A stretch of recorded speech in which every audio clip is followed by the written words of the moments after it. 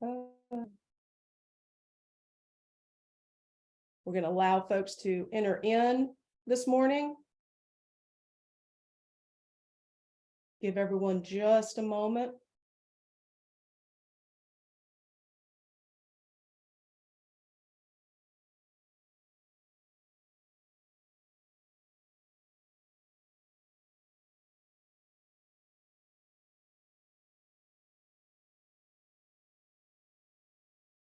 All right, we will go ahead and get started.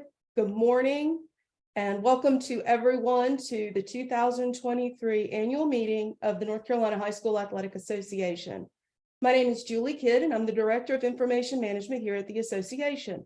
And it's my pleasure to bring this meeting to you. But before we get started and before I hand it over to President Jackson, I just had a couple of housekeeping items I wanted to go over. Due to the number of participants on the call, your line will remain muted through the duration. After we have our call to order, there will be an opportunity for the principals to vote on the nominating committee's recommendation. That will be the interaction that we will have later in the meeting. And with those couple of items covered, Dr. Jackson, Mr. President, I will turn it over to you to call to order. Thank you very much, Ms. Kidd. I certainly appreciate it. Good morning, everyone. At this time, I'd like to call to order the May 4th, 2023 annual meeting of the North Carolina High School Athletic Association. We certainly appreciate all of our member schools across the state and all who are able to join us today. There has certainly been a lot of changes in all of our lives, some good, some not so good as we've gone through the last couple of years, but certainly the opportunity to use an electronic forum like this to allow us to gather from across the state and save that windshield time can be a good thing. On the other side of the scale, though, is the fact that we're not together face to face, and we certainly apologize for that, but we are grateful for this opportunity to be able to spend some time together. This morning, I'd like to, as we begin our meeting, simply share with you on behalf of our board of directors, our great appreciation for all of those who work so hard to bring to our students the opportunities afforded by education-based athletics. Our coaches, our athletic trainers, the volunteers, the athletic administrators, the school administrators, the fans, the parents, the community. Without all of that support, our students don't have the opportunities that they are afforded in our great state and in our member schools, and we're very thankful for that. We recognize how many students walk across a stage to be handed the high school diploma that they've earned, because those aren't given away, they've earned it, but they're walking across that stage because of the incredible support from coaches and from athletic administrators, and because they wanted to remain eligible for ball games. And so we recognize the role of athletics in increasing the academic achievement of our students. This has been a wonderful year for the North Carolina High School Athletic Association. This is our 110th year of operation.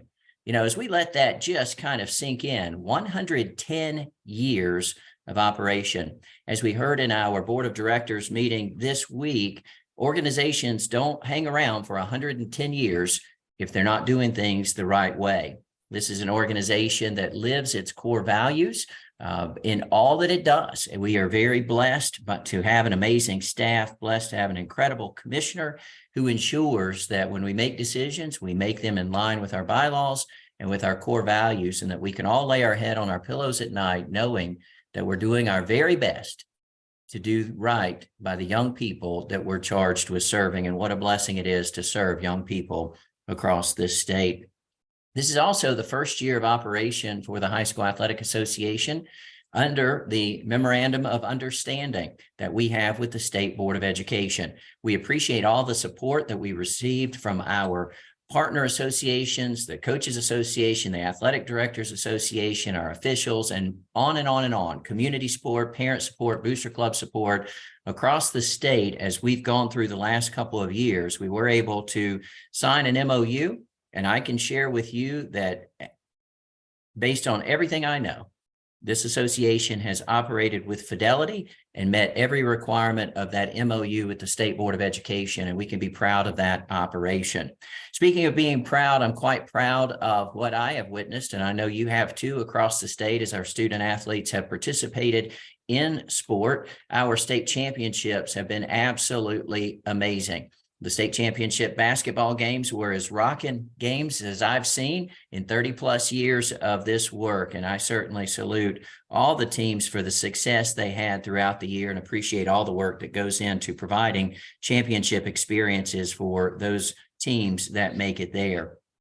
I want to very briefly, and I'll close and let our meeting move on, but I want to very briefly mention how much I appreciate all of those who've served this association over the 110-year history, all of the board of directors members from across our state. If you ever wonder if anyone from your school system has served on the board of directors, you can go to the High School Athletic Association website, click on the board of directors, and you will see a historical list by county, and you'll recognize some great names from your school system who've served. And we're very proud of that work. We're proud of the work they did because one of the things they did historically is they saw a need to create an endowment.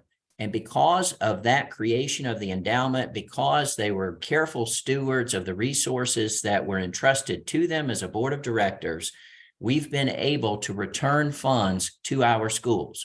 We all know how much was returned to the schools during COVID and how that helped us when there was no Friday night football to take care of all of our athletic costs. As we shared during the board of directors meeting, since the establishment of the endowment fund, and I want to give you an exact number, $19,249,538 have been returned directly to our member schools. $19 million returned directly to our member schools because of that endowment. And so we certainly appreciate that work and that foresight on behalf of those who came before us. Again, I want to thank all who make education-based athletics possible for our student athletes across the state. I want to thank you for being here today for our annual meeting. I look forward to hopefully seeing you again at some of our regional meetings as they come up this fall. As we finish up the spring season, good luck to all the teams and good luck to each of you. To our board of directors who are retiring after 4 years of service or 7 years of service, in the case of our past president, we want to say thank you for your leadership.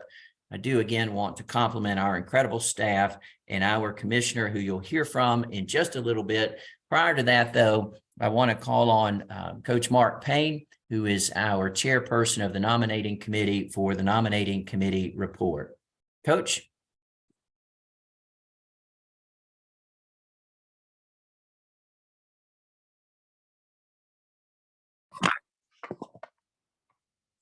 My name is Mark Payne. I'm pleased to serve as the chair of the NCHSAA nominating committee. The members of the committee represent each of the 8 NCHSAA regions. They are as follows. Region 1, Charles Simmons, Hereford County High School. Region 2, Earl Sadler, Pamlico County High School. Region 3, Angie Miller, Nash County Schools. Region 4, Michael Baker, Fairmont High School. Region 5, Steve Baer, Thomasville High School. Region 6, Angie Chrismont, South Rowan High School. Region 7, Scott Carter, Allegheny County Schools. Region 8, Dylan Johnson, Mitchell High School. On Monday, April the 3rd, 2023, the members of the North Carolina High School Athletic Association nominating committee met at the association building in Chapel Hill. The first task was to review the NCHSAA articles of incorporation, namely Bylaw 2 relating to the board of directors and Bylaw 3 relating to officers. The 2 bylaws spell out in detail the makeup of the board of directors, as well as officers of the board. Then, after careful study and review of all names submitted at regional meetings or online, the committee unanimously voted to submit the following names for your consideration as members of the board of directors. Our committee would like to place the following names in nomination. Elect as president, Chris Blanton, Watauga County Schools. Elect as vice president, Stephen Gainey, Randolph County Schools. Elect as past president, Rob Jackson, Buncombe County Schools. Elect Henry Rice, athletic director, Pamlico County, Region 2, Class 1A. Elect Valerie Bridges, superintendent, Edgecombe County, Region 3, Class 1A.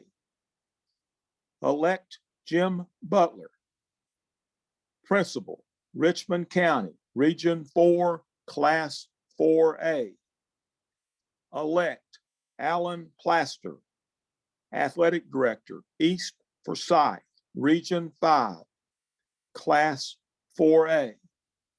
Elect Don Phipps, superintendent, Caldwell County, Region 7, Class 4A. Replace Vernon Aldridge with Roy Turner, representing the NCADA. Commissioner Tucker, I would make this report in form of a motion. Thank you, Coach Payne. To the membership, to our principals, you have heard this nomination coming forward from a standing committee, so we do not need a second according to Robert's Rules of Order. If there are no questions at this time, we would ask you to vote. And obviously, because we are electronically, we would ask each of the principals to vote at this time, yes or no, to the slate of new members to make up our leadership team and to form our board of directors. We will give you a few moments to cast your votes at this time.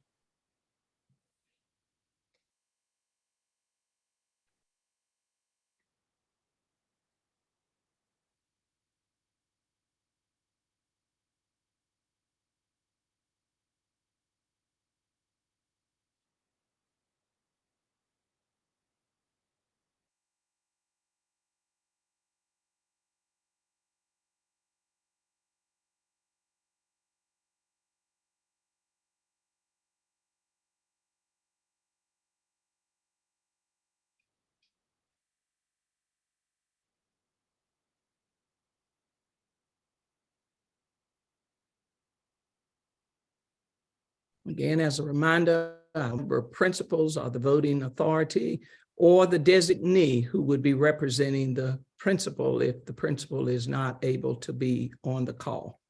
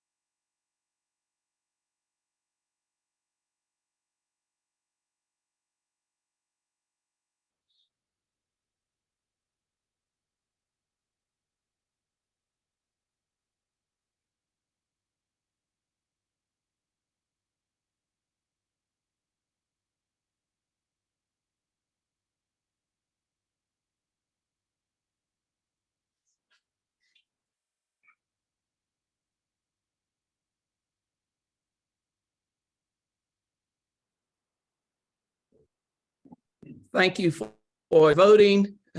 According to the bylaws, we needed over half of those member principals who are present. And based on the information that we're looking at, we have over 50% of those voting to accept this slate of candidates. Thank you very much, principals or designees, for voting at this time. I would like to thank Mark Payne and the nominating committee for getting this process taken care of. It is an arduous task. Obviously, when they come in, as Mark said, they have to go through the process of looking at the bylaws and those kinds of things that are necessary in order for us to satisfy the bylaws. You heard the names of the new members of the board, and I would like to just remind all of you who are on the in our meeting today, the other members of our board of directors, obviously those persons are listed in our handbook and you can find them, but I will just mention them. Mark Garrett is part of the class of 2024, superintendent of Henderson County Schools. Todd Morgan, principal of CBA Cock High School, class of 2024. Representing the class of 2025, we have Brian Carver, principal, coach and AD at Inca High School. Chad Duncan, system athletic director for Gaston County Schools. Tanya Turner, who is superintendent of Perquimans County Schools. Paige Badgett, principal of North Surrey High School and a member of the class of 2026. Other members of the class of 26 are Sam Jones, principal of West Stokes High School. Jerome Leathers, principal of Southern Durham High School. Andy McCormick, principal of Union Pines High School. Brian Tyson, system athletic director for Cabarrus County Schools. And Larry Williford, who is athletic director and coach at Farmville Central High School. The other members of the board who are our affiliate members joining with Vernon Aldridge, Joe Franks from the North Carolina Coaches Association, Wendell Hall, the North Carolina School Board Association liaison, Burt Jenkins, who represents the North Carolina Department of Public Instruction, and Elbert Lassiter, who represents the North State Football Officials Association and the regional supervisors and officials across our state.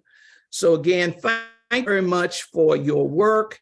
Thank you to Mark Payne, who stepped in and did a wonderful job of chairing our meeting without our sidekick, Jimmy Tillman, who we lost a few months ago. And I would be remiss if I didn't call his name, as we miss him tremendously and are certainly appreciative of his service while he was with us.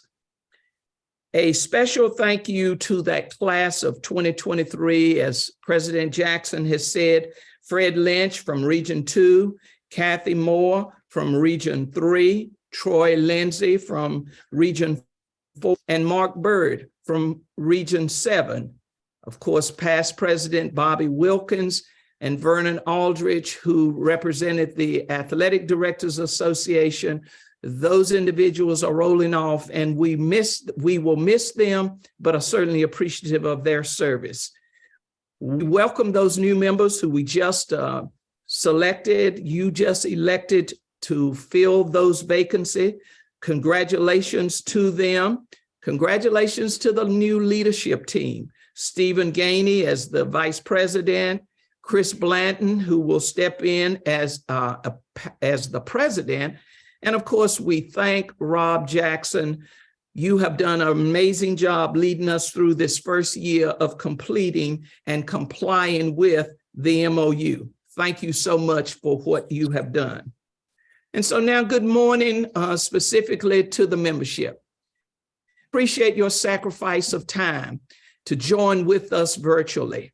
This continues to be an unusual way of conducting this meeting, but as Rob said, we are grateful that we do have this technology that allows us to join together virtually. Coming weeks, we will release the names of award winners and scholarship recipients.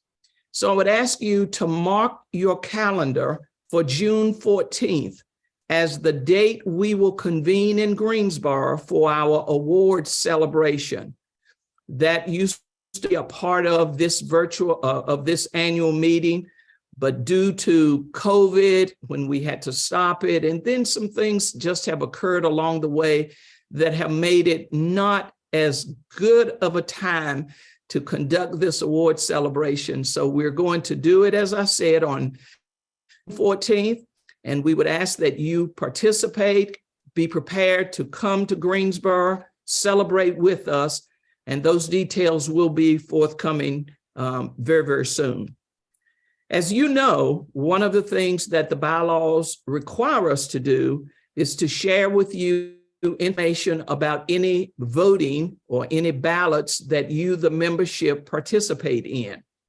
And principals, just a few weeks ago, you voted to amend bylaw 6. 432 ballots were sent electronically. We received 384 yes votes with 49 no votes, which means that 48 schools did not vote if you're tallying. However, the 384 yes votes represent the 3/4 yes votes, or 75% of the yes votes needed for the bylaw to be amended. And so bylaw 6 now reads, classifications. For purposes of athletic competition, the number of classifications shall be based on the total number of member schools, with no classification exceeding 64 schools.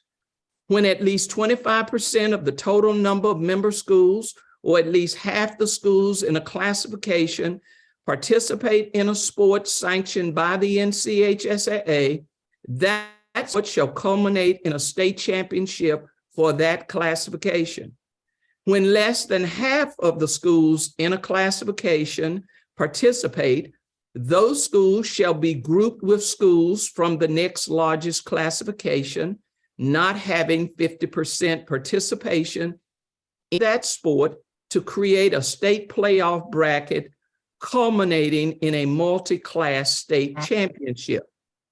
If only one classification has less than 50% of schools participating in the sport, the schools in that classification shall have a reduced playoff bracket by 1 round. If that is not possible, then the schools of that classification shall be placed in the state playoffs of the next highest classification. The initial classification plan using this format will be effective with the 2025-2026 school year and shall solely use the ADM figures averaging the daily membership in grades 9, 10, 11, and 12 for the first month as submitted by the State Department of Public Instruction. The classification and alignment plan shall be adopted by the Board of Directors every 4 years and will be effective for a 4-year period. Schools may request reclassification in the second year of the realignment period of the alignment period by following the process published by the Board of Directors. The Board of Directors shall distribute to all member schools and systems annually the process and criteria for classification and alignment, the process for requesting reclassification in the second year of the alignment period, and the process for appealing the classification and alignment decisions of the association. Now, that's what bylaw 6 now says. Certainly, if you go into our handbook, you will see the old bylaw, and hopefully we will get this on our website so that you can access it immediately, so that you can see what I just read, which was a mouthful. I would be remiss if I did not tell you that there is a bill that has been introduced that would change how we determine classifications charter schools. We will be watching to see how that bill progresses through the General Assembly. Many questions must be addressed in determining details of the realignment process. And towards that end, President Jackson yesterday appointed members of the board to serve on a task force to begin working on those details. He instructed staff to also provide the names of some other members to join with that committee to work out those details. And I want to extend a big thank you to our member principals for exercising your right to vote on matters of the association. So now let me highlight some of the decisions coming out of the last 2 days of board meetings. The board of directors approved the adoption of a policy setting guidelines for student athletes NIL agreements. We now join approximately 27 other state associations across the country that have procedures that help regulate the agreements, thereby protecting students from exploitation by those who seek to use a name, image, and likeness for commercial gain. Neither the NCHSAA nor any member school will receive any portion of the proceeds of NIL agreements. Please note that in the coming weeks, staff will work to develop information and materials to help answer the many questions, as well as provide educational resources for our schools, for our parents, and for those student athletes who may find themselves in a situation where they are approached by an outside vendor or business.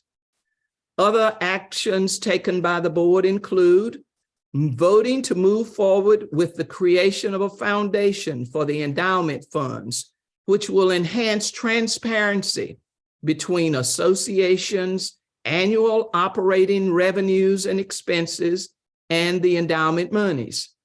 This should provide a perpetual resource for initiatives and membership programs moving forward for many years to come.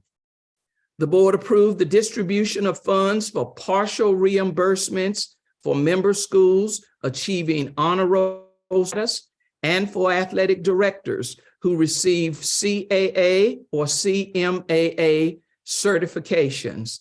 This is what I think is a commitment on the part of our board of directors to recognize how important it is for professional development to occur and to be ongoing by our coaches and our athletic directors. The board voted to change the men's and women's basketball playoff format that will now utilize a week-long single venue for men's and women's regional finals and championship contests. Games will be played such that there will be 2 games per week. Details are yet to be decided, and those will be forthcoming. Approve the establishment of a committee to study the implications of the basketball 35-second shot clock. And then we will report that information to the board at the December meeting. Approved a pay increase for swimming and diving officials, referees, starters, diving and stroke and turn judges. Approved the formation of an officials advisory committee or council under the auspices of the NCHSAA as other advisory committees to make recommendations to the board of directors to help continue the growth and development of officials who work contests from the beginning of the school year to the end. Approval of another game-ending rule for softball that would terminate a game when one team has a 15-run lead at the conclusion of 3 innings. The board approved the use of a conversion chart to determine qualification times and lane assignments for the indoor state track championship. due to the confusion created with the use of language related to participation in tournaments, the board eliminated the use of tournament language in the NCHSAA handbook in baseball, basketball, soccer, and softball, and included lacrosse to revert the season to a 24-game limit. This now includes lacrosse with that 24-game limit. Approve the registration increase for participating in the cheerleading invitational from $25 to $35 per participant. The board approved the formation of the Officials Advisory Committee, which I mentioned to you, and we will be sharing the names of those individuals from our board, as well as the others who will make up that committee. The board also approved bat testing program for softball. The NCHSAA will provide 2 testing devices per region. Details of that program will be forthcoming for the next school year. And the membership fees and gate shares will remain the same for the 23-24 school year as they were in this current year that is drawing to a quick close. It is very important for you to remember that per the MOU, these NCHSAA board approved items are subject to approval by the State Board of Education.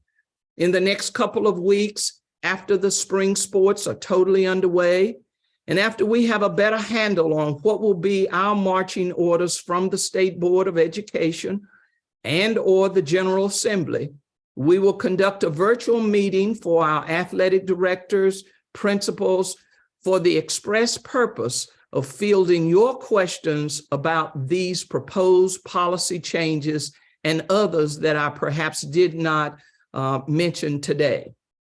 I wish to again commend the members of the Board of Directors for doing work on behalf of you, the membership, and doing so in a very thoughtful and deliberate manner as it addressed these issues.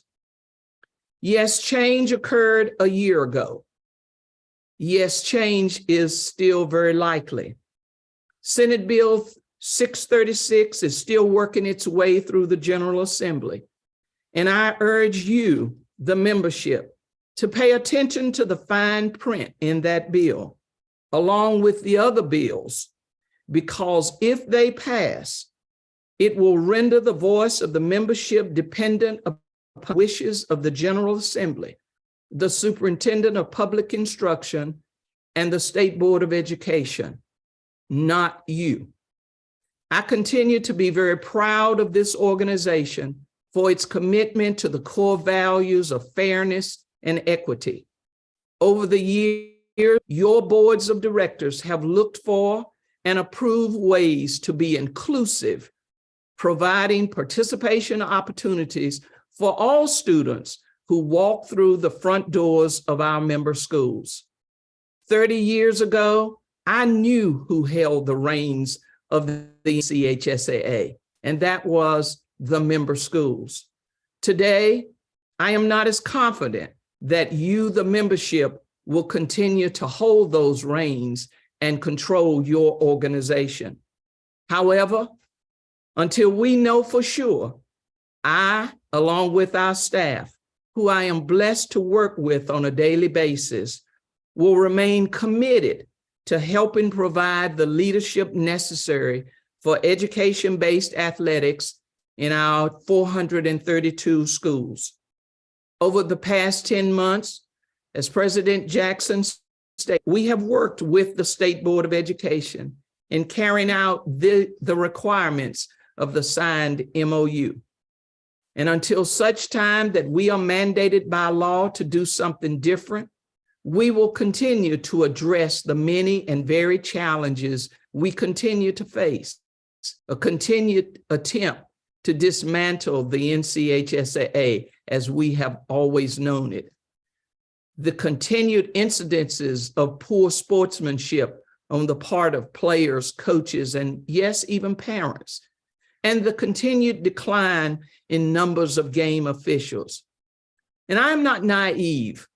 There are those of you among the membership who approve of these attacks and welcome the threats of further stripping away your own authority, thereby rendering the NCHSAA an organization that will be unable to govern itself the way it chooses. As we move forward in the coming days, we will do our part to stand tall and to stand strong in providing leadership and governance, even as misinformation is shared and unfortunately believed by far too many. But I still believe that William Cullen Bryant was right when he said, "Truth crushed to earth shall rise again." And I have said it before, and it remains true today. These challenges will be the opportunities for all of us to influence the behavior of not just our students and student athletes, but the behavior of all we affect and impact through education-based athletics, and thereby creating a sense of meaning, a sense of fulfillment, and a desire to continue to do the right things, to do them in the right ways, and to do them at the right times for all the right reasons. And yes, after all is said and done, we are the NCHSAA. Thank you for your time. Thank you for attention. President Jack, I turn the meeting back to you. Thank you, Madam Commissioner. There's a reason why I think we have the very best commissioner in the entire country, and I certainly salute you and the staff of the NCHSAA. Again, thank you to all of our member schools, our principals, athletic administrators, our superintendents, all who were able to join us today. I did hear our commissioner share with you that our principals and athletic directors will be invited to a future meeting to work through each of these policies as we understand their implications. And so as we conclude this meeting, I would encourage you to have those conversations with each other and to write down your questions so that you're prepared for that meeting so that we can make sure we've done a great job training ourselves and training each other to be prepared for this new frontier. With that being said, at this time, I adjourn the meeting. Thank you again for being here. Have a great day, everyone.